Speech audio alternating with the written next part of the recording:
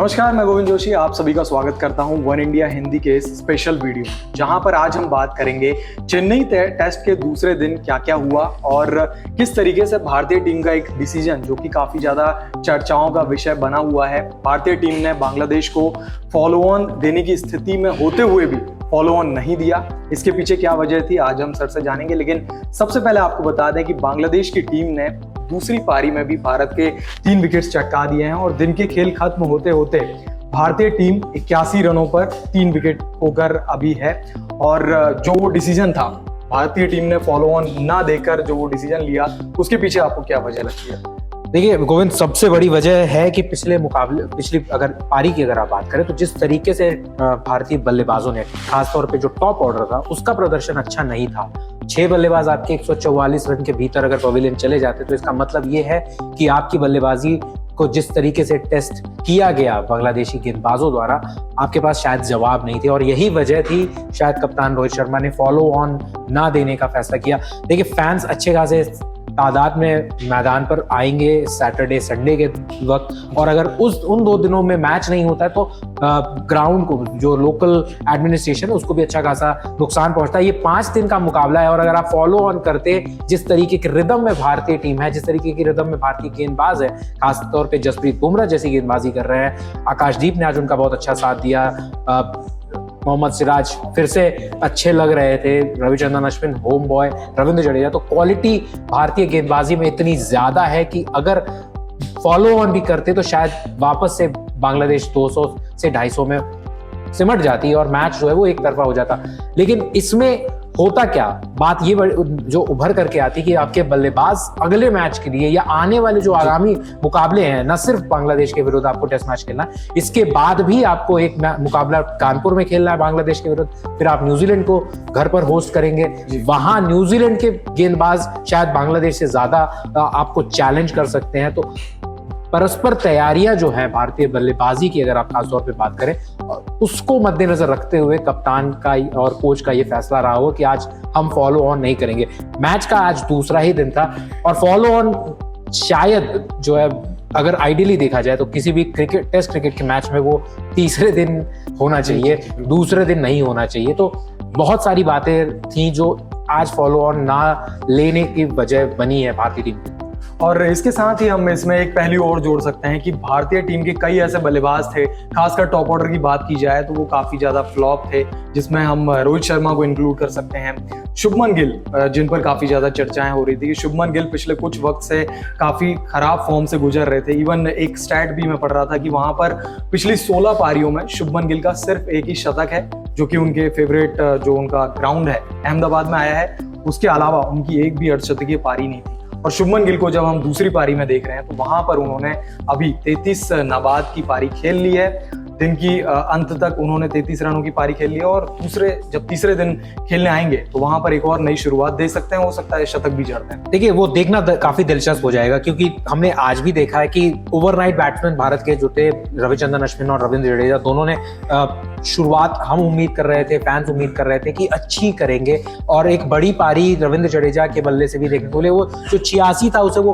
Convert करेंगे एक शतक में, अपने टेस्ट करियर का 5वां शतक वो लगाएंगे और उसके बाद एक 199 नहीं, लगभग 200 नहीं 300 की पार्टनरशिप उनके और रविचंद्रन अश्विन के बीच में होगी, क्योंकि जिस तरीके से कोई भी बांग्लादेशी गेंदबाज कल उनको परेशान नहीं कर पाया, खासतौर पे अगर आप थर्ड सेशन की बात करें, उसको ध्यान में रखते हुए हर किसी को लग रहा था कि यहाँ पर एक और अच्छी और लंबी पार्टनरशिप, साझेदारी इन दोनों खिलाड़ियों के बीच में होगी। लेकिन ऐसा हुआ नहीं और भारतीय टीम 376 रन पर ढेर होकर के ऑल आउट होकर के बांग्लादेश की बल्लेबाजी जल्दी आई। लेकिन देखने में अच्छा लगा कि वही चिर भारतीय गेंदबाजी का अंदाज देखने को मिला। जसप्रीत बुमराह हो गए, बाकी के सारे खिलाड़ी हो गए, खास तौर पे आज एक बार फिर से वाहवाही जसप्रीत बुमराह ने लूटा, क्योंकि हम देखते हैं जसप्रीत बुमराह अमूमन घर पर टेस्ट मैचेस में भी ज्यादा खेलते नहीं है।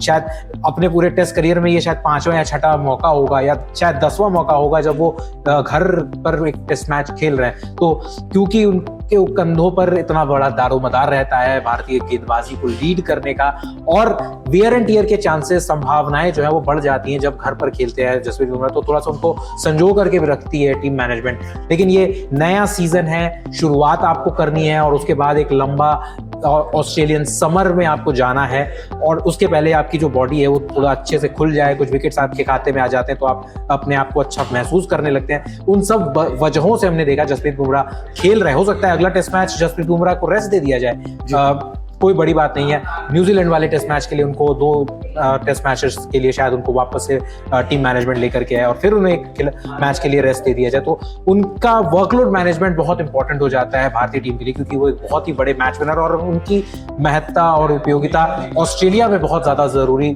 रहेगी भारतीय टीम के लिए। जब आप 5 test matches Border Gavaskar trophy के खेलेंगे, तो ये भी वजह थी जो हमने आज देखा है कि थोड़ी गेंदबाजी में उनको एक ब्रेक दिया जा रहा है कि नॉन स्टॉप गेंदबाजी ना करे, क्योंकि वेयर एंड टीयर के चांसेस बढ़ जाते हैं। और हमने ऐसा देखा जब 5 विकेट के करीब थे वो, तो उनकी जगह रविचंद्रन अश्विन और रविंद्र जडेजा का स्पेल एक बार टीम इंडिया लेकर आई थी, फिर मोहम्मद सिराज को भी टीम इंडिया लेकर आई थी। खैर, इसमें एक और चर्चा का विषय है, वो ये है कि भारतीय टीम और बांग्लादेश की टीम जो आज यहाँ पर खेली है इस टेस्ट में, चेपॉक में आज 17 विकेट गिरे हैं, जो अपने आप में एक बहुत बड़ी बात है और जिसमें से कई विकेट्स पेसर्स ने भी लिए हैं। पहले सेशन में हमने देखा कि पहले सेशन में इंडियन टीम जो थी वो ऑल आउट हुई, उसके बाद फिर बांग्लादेश की टीम 10 विकेट खो बैठी। इसके बाद भारतीय टीम एक बार फिर बल्लेबाजी करने आई तो वहां पर भी उन्होंने 3 विकेट्स खोए। तो अपने आप में चिपॉक टेस्ट की अगर बात की जाए तो यहाँ पर आज 17 विकेट बहुत बड़ी बात है। देखिए, लगभग 40 साल पुराना रिकॉर्ड, लगभग 40 साल के करीब 4 दशकों के बाद ऐसा कुछ हो रहा है भारतीय सरजमी पर। अगर खासतौर पे आप बात करें चेपॉक की, इससे पहले 1979 में 16 विकेट गिरे थे, 15 विकेट गिरे थे, भारत और वेस्ट इंडीज के बीच में वो मुकाबला था। और उसके बाद से अब तक ऐसा हुआ नहीं है कि 15 से ज्यादा विकेट चेपॉक में किसी टेस्ट मैच में गिरे हो। तो 17 विकेट आज गिरे हैं। जाहिर तौर पर बहुत सारे लोग हैं जो इस पे सवालिया निशान खड़ा करेंगे कि शायद ये बांग्लादेश ना होकर के अगर ऑस्ट्रेलिया या इंग्लैंड की टीम आकर के मैच खेल रही होती तो जरूर जो मीडिया है ऑस्ट्रेलियाई या इंग्लिश मीडिया, वो अब तक ट्वीट्स जो है वो शुरू हो चुके होते कि ये पिच कैसी है।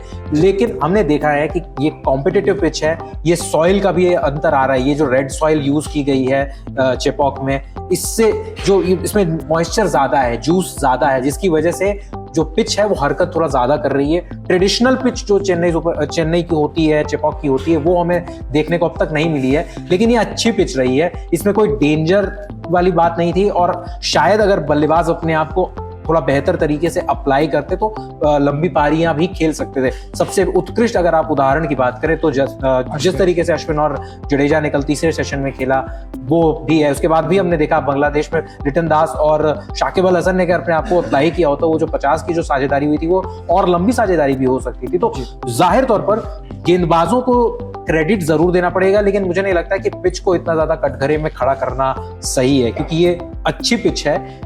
जो हमने कुछ पास के मैचेस में देखा है, जो इंग्लैंड में देखा है, ऑस्ट्रेलिया में देखा है, for that matter south Africa में देखा है टेस्ट मैचेस के दौरान, ये उन सभी पिचों की तुलना में अगर आप देखें तो बहुत बेहतर पिच है।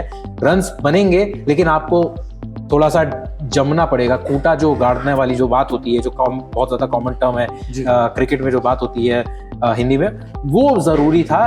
एप्लीकेशन की हम कह सकते हैं थोड़ा सा लैकनेस हमें दिखी है दोनों ही तरफ से। बिल्कुल। और अब अपडेट आपको दे दें एक बार फिर कि तीसरे दिन के तरफ अब खेल बढ़ रहा है। दूसरे दिन का खेल की अगर बात की जाए तो भारतीय टीम ने 81 रन बोर्ड पर लगाए हैं, 3 विकेट खोए हैं। और ऐसे में अब देखना दिलचस्प रहेगा कि टीम इंडिया यहाँ से किस तरीके का प्रदर्शन करती है, खासकर केएल राहुल, शुभमन गिल जो अब आने वाले बल्लेबाज हैं, ऋषभ पंत, ये किस तरीके से बल्लेबाजी करते हैं। हम आपको अपडेट्स लेकर आते रहेंगे जरूर। इसी तरीके की तमाम स्टोरीज के लिए वन इंडिया हिंदी के साथ बने रहें।